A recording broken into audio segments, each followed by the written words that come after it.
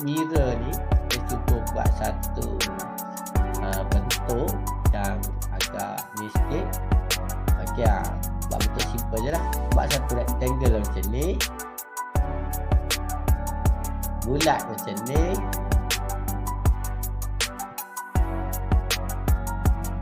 Kita buat kening dia. Yang ni pergi dekat arch 3 point.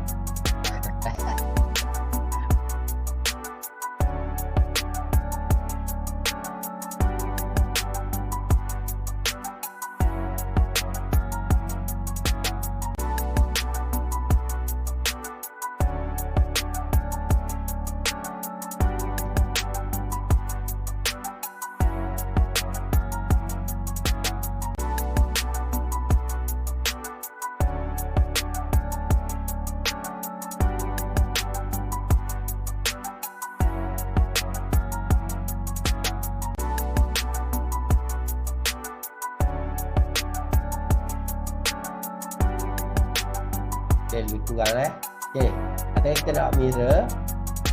Okey, tekan dekat ni mirror ataupun shortcut dia MI space. Okey, select object space.